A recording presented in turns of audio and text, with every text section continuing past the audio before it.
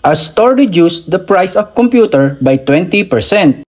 How much was the original price?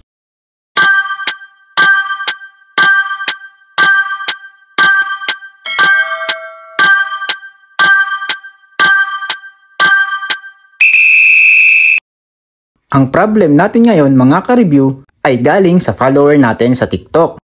I-try po natin itong sagutan. Pero bago yan, para sa mga followers natin sa TikTok, please subscribe kayo sa YouTube channel natin. May chance po kayo na manalo ng GCash pag tama po ang sagot nyo sa mga sinosolve natin dito sa Learn with Earl's Review channel.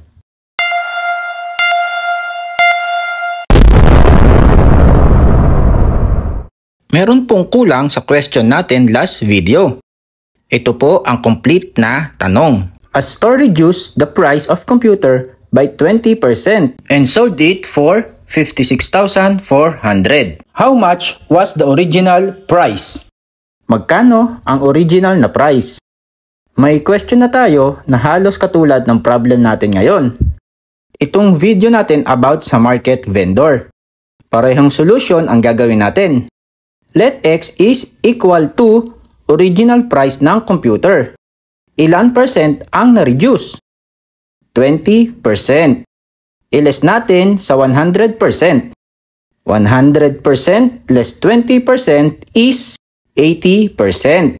Si 80%, i-divide natin sa reduced price ng computer which is itong 56,400. 56,400 divided by itong 80%, gawin na natin na 0.80. 56,400 divided by 0.80 is 70,500. Yan ang original price ng computer. 70,500. Paano natin ma-check kung tama ang sagot natin? Ang sabi dito, ang computer price nung ni-reduce ng 20% ay nabenta ng 56,400. Kunin natin ang puso niya. Kunin natin ang 20% ng 70,500.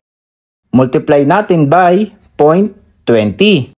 70,500 multiplied by 0.20 is 14,100. Pag niles mo yung 14,100 sa original price, dapat ang magiging sagot ay 56,400. Original price na nakuha natin ay 70,500 less 14,100. 0, 0, 4, baro 1, 6. Magiging 6 na lang ito. Less 1, 5. Kaya, ang 7,500 na sagot natin ay tama.